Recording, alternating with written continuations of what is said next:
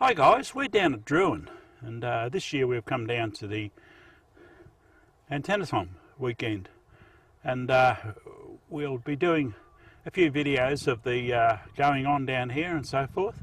As you can see, the Sherbet Club's down here, the Gippsland Gate's down here, and so there's a few clubs down here, different radio guys, and we're going to do a weekend on interference and so forth, and how to cure some of the problems, and some of the general ham things that we all like to learn.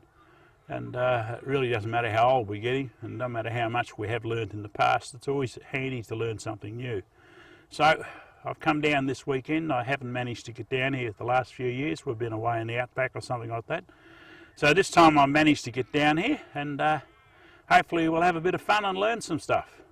So that's it from me at the moment, and as you all know, my amateur call sign is VK3BUF Mike November, and the Sherbet Radio Club is VK3KID, and be a few of our guys coming down during the day. Okay guys, I'll catch up later.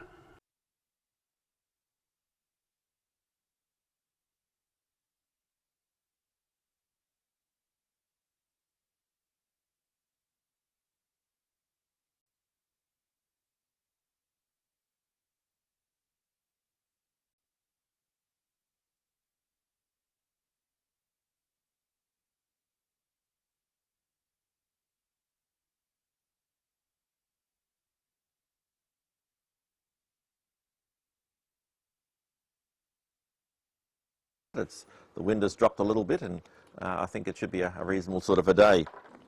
I've got to thank, of course, our sponsors of the various clubs of Fan Park, EMDRC, GGREC, Spark, and the Sherbrooke, SCRC, is that what you call it? Yep, like that. And RASA and News West, who have both kicked in $100 towards the costs of running the event. After I've finished this small introduction here, Chris is going to give us a bit of a walkthrough on the QRM Guru website on how to deal with interference. Bob, after lunch at 1 p.m, will be describing his system for checking power line noise using ultrasonics. And there's a couple of other little appliances that Bob's brought along too, which we hope to be able to experiment with. After that, I'll do a little bit of a session on ferrite cores as a method for reducing interference. At 4 p.m, for those who are interested, if they don't already have one and would like to make one, we'll have a little bit of a workshop for assembling DF loops like this little coax loop here, which is great for tracing down the origins of noise at close quarters. And after dinner, we'll probably play some short video segments that we've accumulated from the QRM website on different types of interference and how one can deal with it.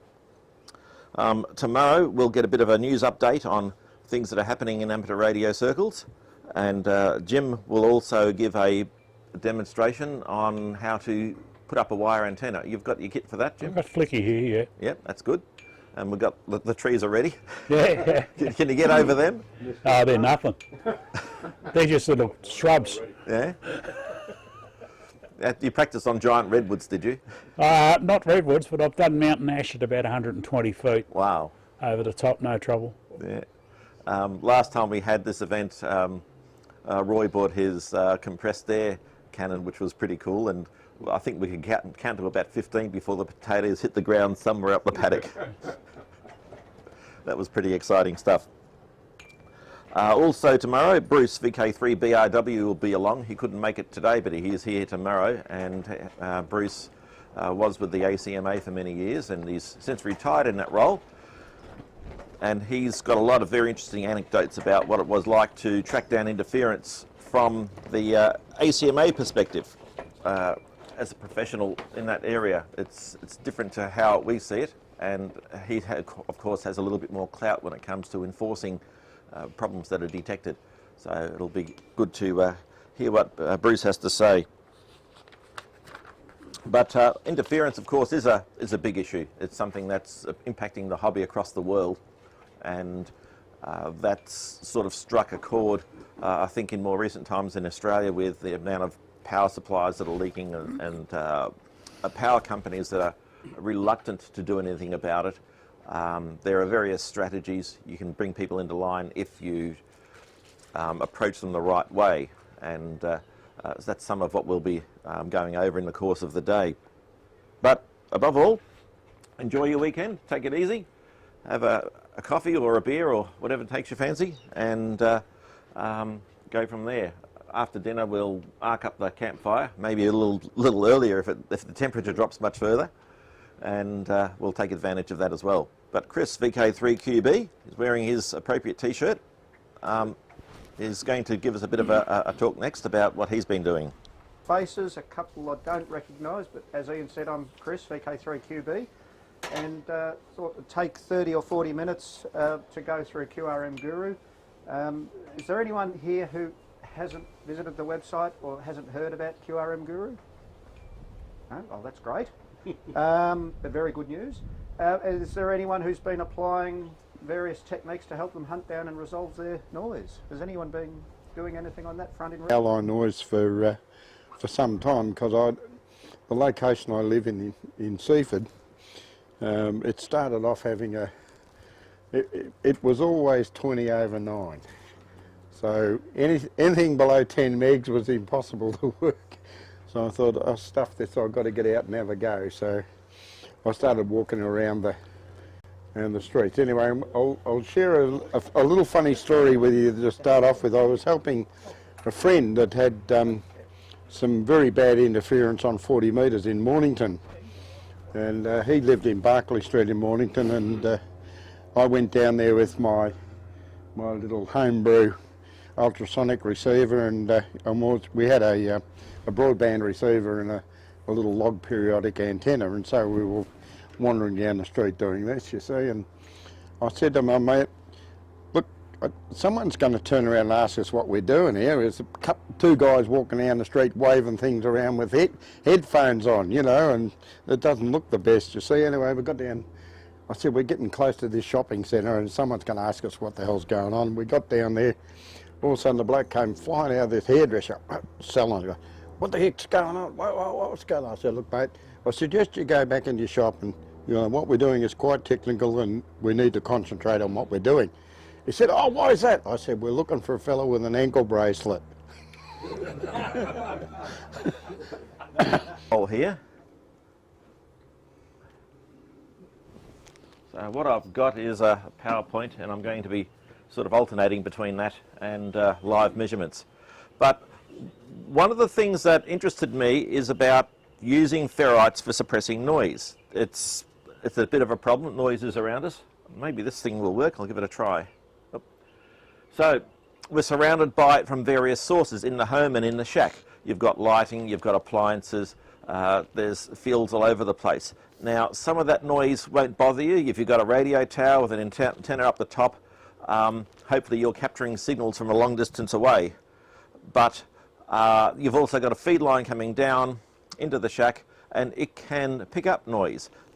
I'm not going to go too much into the detail of how the noise gets on the wires themselves and how we can, I don't want to get too much into the technology behind the actual distribution of the noise, but I want to show how it can be constrained and focus a little bit on the differences in ferrite materials.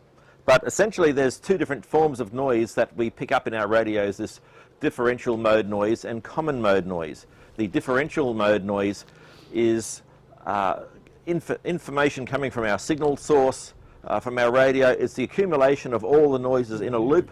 You can see on the top here we've got a circle, so that represents two conductors, if you like, to the antenna, if you call the load your antenna.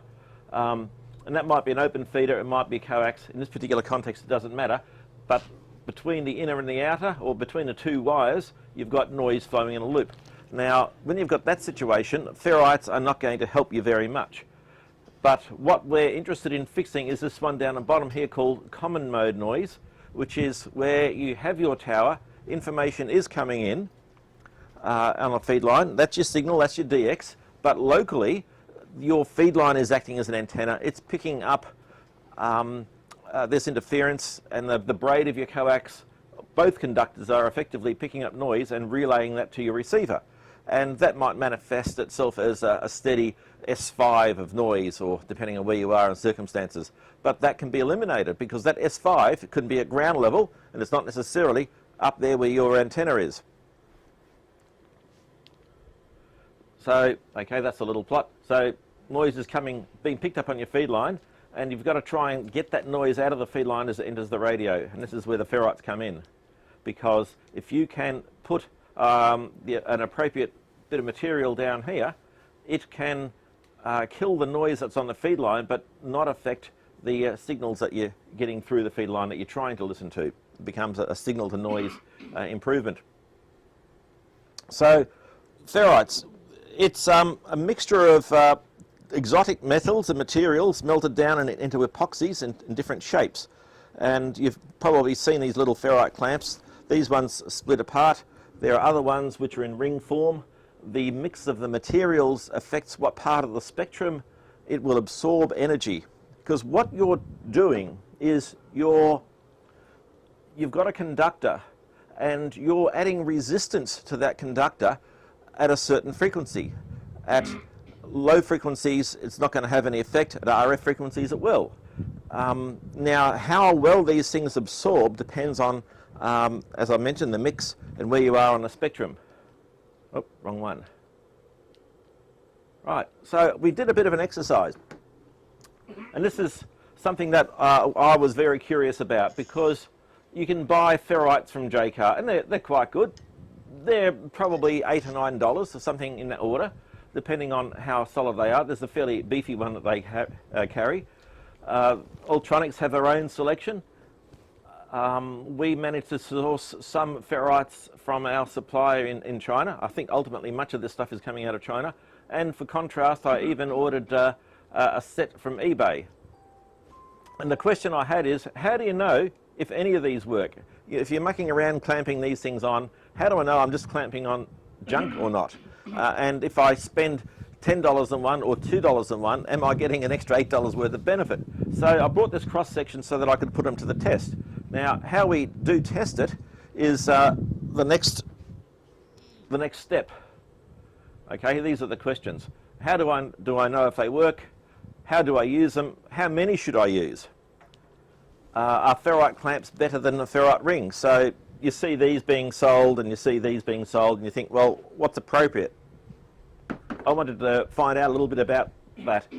There's a lot of very good documents on ferrites. A lot of them are very technical, but they don't necessarily tell you about what you're going to get when you go into your shop. They'll quote a serial number from a supplier in the States, and unless you can get that particular item, the figures that they're quoting are not applicable. And how are they tested? Right, so what I've got here, this is the still. This is not the live unit yet. This is the spectrum analyzer. We can set it up to sweep between 2 points in the spectrum. Mostly I'm looking at a fairly low frequency at the bottom on this axis. That's 100 kilohertz on this screen. And up on the right hand side of the screen is 450 megahertz. So it's listening to the spectrum between those 2 points. This box has got a tracking generator on it, which means that it generates an RF signal that sweeps between these 2 points at an interval. It has this very nice feature on the input side. Where are we? I'll go to the live reading.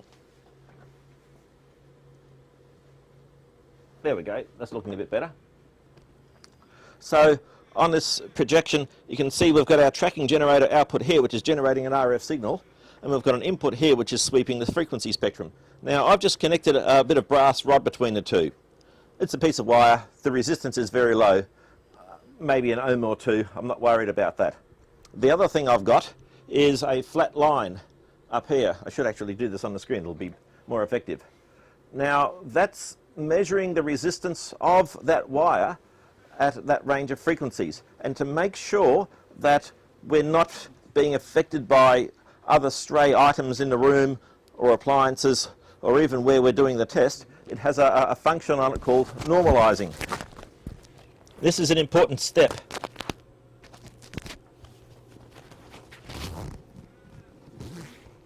There it is. Normalise. So if I put my hand near it, you can see it start to change. Off. On. Now that's given me a straight line which says, let's call that 0. So whatever I do now that's affecting it is measurable. Here's a single ferrite clamp. It's in 2 halves. It looks like it takes up to about 8mm size wire. I'll mention a little bit more about the attributes of the inside versus the outside in a moment. But if I put this on, we should see some attenuation. Okay, on the vertical axis is attenuation in decibels. Now it might be a little bit hard to see because of our distance from the screen, but you can see a bit of a dip there before it rises up. It's a fairly gradual rise, but there's a couple of different attributes on these that I want to map. I'll just go back to our first scene again, and here we go. This is shown over 450 megahertz. So what I like to try and map with the ferrites, so that I compare apples with apples, is point A. At what point, what frequency does it attenuate 3 dB, or in other words, minus 3 dB? What point does the signal between the 2 points of my wire halve? That's point A. Point B is the upper end. So I've got an A and a B. That gives me it's kind of a notional frequency range. And looking at A and B, it gives me some idea of what the mix of the ferrites are, how effective it would be on HF and so forth. Point C is what is the maximum attenuation, which is where's the dip? That's the one down the bottom. And point value D is at that dip, how many dB are we reading? Now, when I did this as an article which we put on QRM Guru, I also plotted point E, which was how much does each ferrite item weigh. I wanted to see the correlation between the weight of the device and its characteristics. Live measurements. Okay, we'll go back here. Right, so that's one ferrite clip down the bottom on its own. All right, so I think that's good. We're attenuating some frequencies. I've got a little marker feature, which if I turn on, I can move. I don't know if you can see it. There's a little dot there that I'm moving around, and I can move it and say, oh, all right, that seems to be hitting its lowest point at around about, what is it? That's about 50 meg. And if I take it back, its minus 3 dB mark was at about 24 meg. So it starts to be effective there. All right, so this is a mix 43. Most of those ferrites that you saw on that table seem to be having the same mix. Most of the ferrite clamps that you get are going to be having this mix. Now, it's not the end of the world. If you're going to be using this on, say, 80 metres, it can still be effective. And you'll see some multiplying effects as we go on. But that's the question that I was posing before. What's the advantage if I use one or more than one? So if I disconnect this briefly and put a second one in, it's a bit deeper. If I put my marker down the bottom, I would find that we added another 3 dB. Doubling up gives you an extra 3 dB. For me to get another 3 dB, I'd have to use 2 more, so I'd have 4 ferrites, and it starts to become a bit expensive. So then, okay, what's the effect of putting windings through? So I'll just take this off for the moment.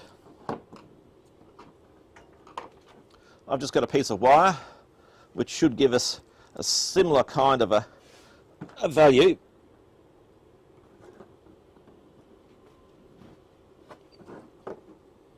Right, almost back to the original curve of just one ferrite.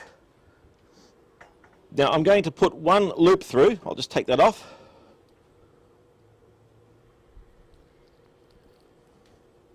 So that's just one turn.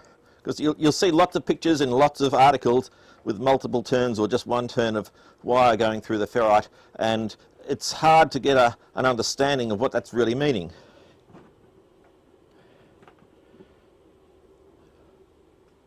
suddenly it went from a small amount of attenuation to rather a lot. With transformer theory, if you recall that if you had a transformer and it was, say, a step-up transformer with, say, 50 volts AC in, and it was a 1 to 2, so you got 100 volts AC coming out, and you have an impedance transformation.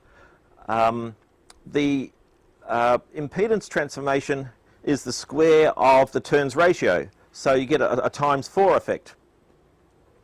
And that's what's happening with this. Every time we put another winding through, we're getting, it's the square of what we had before. So you very, very quickly add resistance to that conductor at those ranges of frequencies. Now I'll just, while I've got one winding on there, I'll check its minus 3 dB point again.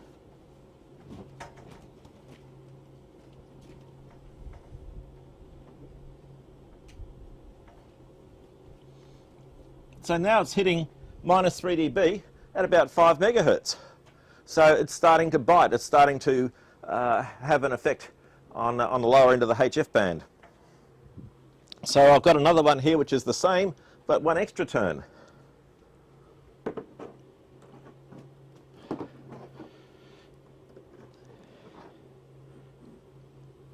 There we go again. Same curve, but much, much deeper. Huge amount of attenuation. If I shift that marker to the bottom, I'm seeing about 19 dB of attenuation down the bottom.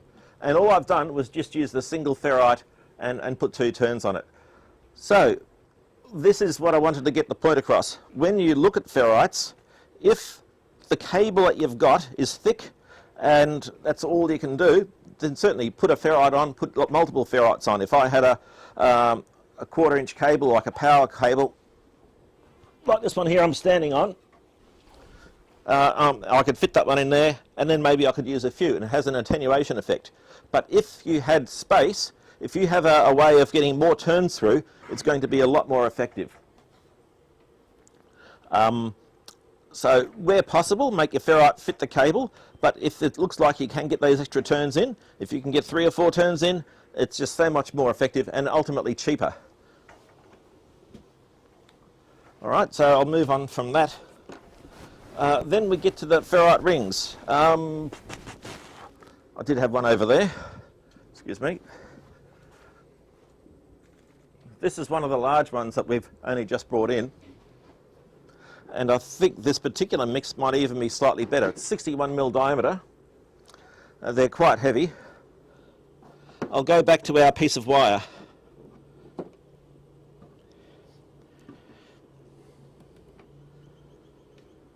All right, so there's our flat line again. Normally I would, if I wanted a very accurate measurement, I would re-normalise now just to make that perfectly flat, but it's close enough for what we're doing. You think, well, that's all right, let me put this in, let's see what it's doing. Because it was large and it was expensive. And you think, well, there's a bit of a dip there. Didn't do much, didn't seem to do as much as the clamp. But this is the spooky part about it. Because it's a ring, you can get multiple turns on there, you can get lots of turns, and you can get that attenuation down very, very quickly. So I've got one here, which has got 1, 2, 3, 5 turns on one side, then it crosses over, and I've got 5 turns on the other side.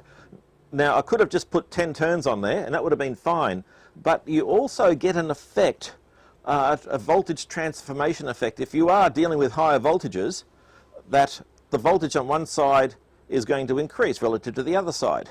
So you're getting your attenuation, but this thing starts to act like a transformer.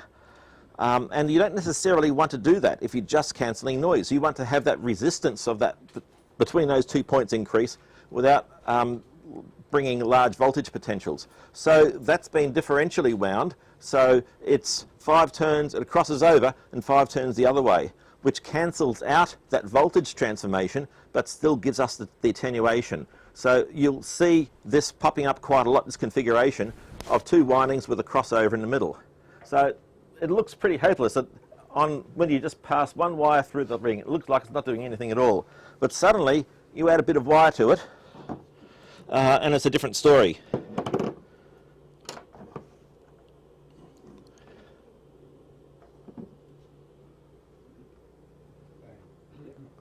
So that's a really good curve. You can see it's starting probably at about half a megahertz, and we're getting massive attenuation. So that would be a very good filter for all of HF. And it's just the one object. So if you're putting that on power lines into your transceiver, it's a big help. I've got an FT950 and I've taken it on a few trips, and I'd put it on a picnic table somewhere, and I'd set up my 80-metre dipole, which was a very basic affair. It didn't even have a balun at the feed point, which is a no-no, which meant that I have RF currents flowing down my feed line. And often I would find when I'd set it up on the battery and I'd transmit that I'd say hello, and then the S meter would go up on SSB and it would just stay there. And I was getting massive RF feedback. I was picking up in my power line leads from what was going up the feed line, and it was just taking off. And all I had to do was to get one of these and wrap the power line leads, the 12 volts DC going into the rig 3 or 4 times, and it just killed it, and it no longer became a problem. So getting rid of this noise from wherever it goes into your rig, you can do it to your earth wires, you can do it to your power leads, you can do it to your audio leads, and you can do it to your microphones. You had a Morse key, Chris. You had a good experience with that? Yeah, Morse key, cordless headphones, all my accessory wires, they're all now wound through either cores or ferrite snap-ons, and all of my local transmit and receive issues were resolved. So I didn't have the RF breakthrough coming through the headphones anymore, and a few other small niggly little problems just went away on transmit as well, which was really useful. I was having a conversation with Mike yesterday about this, and about how RF can get into your audio amplifier at home and come through your speakers. And as it was pointed out by Mike, that you put these ferrites in and you put them close to your amplifier, because when it gets into your amplifier, there's a negative feedback loop to flatten the bandwidth, to improve the frequency response of the amplifier, and all of that takes place after the volume control on your amp, so that if you are getting RF in, it goes around with that feedback circuit and has the effect of amplifying a lot of the noise that comes through. And that's when HF single sideband can make a mess of a hi-fi system. So putting one of these on the back of your amplifier is not going to bother the audio, but it's certainly going to stop RF, common mode noise, from getting in to that amplifier. So that's a useful part of it. As you did mention before, it's all the 1%ers. In this particular case, it's probably all of the 10%ers. And if you can knock off the different items of noise as they penetrate your radio space, you can really take that background noise that you were blaming on the stuff around you, but it can be attenuated if you just use that as a starting point. So the first place to look for the interference is, sure, you're copying interference, but look at your own gear first. Make sure you're doing the right thing around your gear, then look further afield. Because if you can fix it at your radio without having to knock on your neighbour's door, that's a plus. Do you find any advantage of doing so as close to the radio as possible? Yes. Or doesn't it matter where in the line you put it? No, it does matter, because that distance between where the ferrite is and the radio is another antenna, if you like. So the more that you can, the closer you can bring these devices to your receiver, the more effective they're going to be. These are some fat element 14 ones, and this is probably the best of both worlds. That's some RG58 coax through there, and we're trying to kill common mode noise through a feed line. So we've both used 3 ferrites, and each one has got 3 turns. So that will certainly stop a lot of local nonsense coming into the shack, if you can do that sort of thing. I'll pass that one around. So you just stick that on your transmission line? Yes? But how do you, what about thicker? Thicker coax? Well, if you can do it, if you can get a big enough ring, you can put your coax through that. Another thing I would recommend is, if you really want some attenuation to increase the mass, get a couple of these and stack them. And that can give you a big effect. I don't know if, because we've got a live curve here at the moment, all I'm doing here is just placing one ring on top of the other. And you can see it went down a little bit further then. I'll take that away. and that's not even wound on. I've just increased the mass slightly. And it's a kind of a black magic in a way, because for the exercise, when I had this single rod, I got a nut, galvanised nut, and put it on there. And it's not ferrite material, it's just a ring of iron. And it has absolutely no effect at all on RF. So this will absorb the energy of the noise. It will be dissipated as heat, but if it's only atmospheric noise, you're not going to be able to recognise that increase in heat. That does become a factor if you're transmitting, where it's absorbing RF, then it might get hot. But we're more interested at the moment in killing the noise as it arrives in your receiver. Okay, I'll just go back here. So, just the conclusions. Bigger clamps are better than small clamps. So if you're shopping for clamps and you see small ones and big ones, size is important. Doubling clamps only gives another 3 dB, but extra windings are better again. Thicker clamps are more effective, but thinner clamp walls allow more turns, and that ultimately can be to your benefit. Rings are okay, but cables must be threaded. What I meant by that was that if you've got a fixed installation of power and you've got plugs on the end, you're not going to get power plugs through. And so sometimes, as good as rings are, unless you can disconnect the cable, feed them through and then reconnect it again, they can be a bit harder to use. Whereas the clamp-on ones, you'll just go over wherever you are. I did do an experiment. I got 2 ferrites of the same diameter, same material. One was split and one was solid. They are even the same weight to within a couple of grams of each other. And I thought, well, are we losing something by having it split? What's the difference if I had that as something that's split versus something that's a solid cylinder? And there's very little difference. I couldn't measure any difference between having something that was split versus not. So it all does its work as long as it's closed up. Ian, with those plugs, have you ever looped the cable and put the loop through the ferrite and then run the cable through the other end and pull the tight? As in run your PL259 and so forth through this? Or even power cable. Yeah. So you loop it.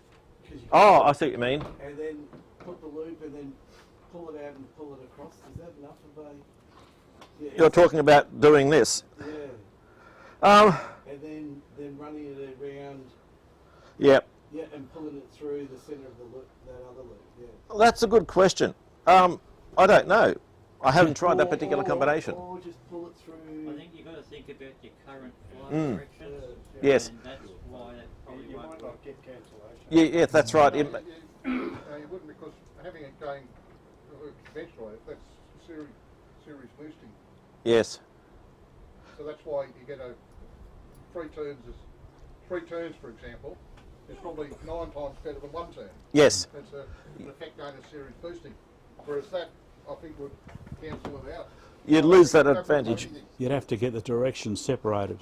That's it. It's a bit like if you've got an AC/DC clamp meter and you want to know how much current is, say, being drawn by that projector, I can get my clamp meter, and if I put that around there, I'm not going to read anything. No. I have to separate the conductors and put the clamp meter around either the active or the neutral and measure one part of that circuit. But if as soon as I try to measure all of it, they cancel out. It's the same as your safety switches, your main safety, the residual... Earth leakage, residual current devices. The earth wire outside. Yes. And same principle. They are doing that. They've got a core, they're measuring the current through the active, measuring the current through the neutral, and only when they're different does it trigger. No, it's yeah, basically. Yes, rings around many turns of thicker cables, differential windings, lower voltage build-up. Ferrites give worthwhile noise reduction. So that's about as far as I wanted to take it here today, just to give a better sense of how you can use them, because that's something that I found was not terribly well explained in a lot of manuals and guides that I'd seen. You can buy them from pretty much anywhere, and they all seem to be effective. What was good about that test, that exercise, was that all of them worked. There was no actual fakes that were just sort of lumps of black stuff. So they all worked regardless of where I got them from, and how they worked was not proportional to the price that I paid. Any more questions on that? There's one thing I've learnt, that if I've got a stack of ferrite at home, I work on different frequencies, I found if I put the whole lot on the coax coming out of the back of the radio, it does make a difference. Yep. Because it makes it wider, the bit it suppresses. Might have, yeah, but it makes it wider. Wider in frequency range? On the bandwidth. You know, and I found that works. I mean, does it work really good? Yep. No. Is it the cure-all to cure-all? No. But does it help? Oh, yeah. Yeah. So we've found a number of cases where people have just been putting up with clever. S3, S4 noise, then they stick some of these on and think, well, why was I living with this for so many years? I didn't need to. So it's something you can do. It's not expensive on the scale of the things that you can do for the hobby, and can make the difference between picking up that station and not. The usual cure is usually the simplest. Yes, that's it. Anyway, so that was a small introduction onto ferrites. Ian, there was just a little comment I had. Quite often you get people like Rockbees and all the rest of it will have a load of toroids and you've got no idea what they are. Yeah. And everyone's got a mobile phone inside a case that's got a magnetic flap on it, and you can separate the iron ones from the ferrite ones by are they magnetized? Do they True. not? So you say, okay, all those are powdered iron, all those are ferrite. So what I'd keep doing is I'd apply it to it and I'd wind 10 turns of wire on it when I got home, and then I'd stick them on my RLC bridge and measure the inductance, you see, and put the same wire and same number of turns and start separating the cores out into what their permeability and AL and all that sort of stuff is. Very cool. Yeah, that's actually a really good move, because the powdered iron stuff is not going to help us on RF, No. but it's they might look the same. Yes.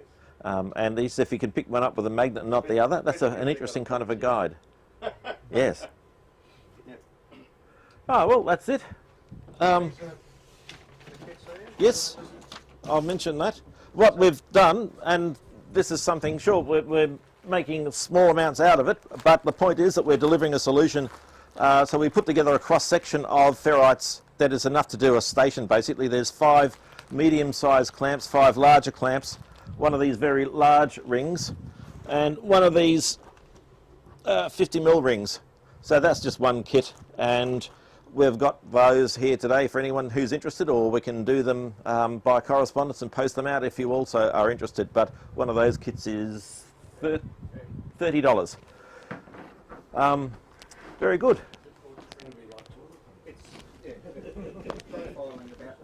There's some notes in there about them as well, about what's in the kit. Thank you very much.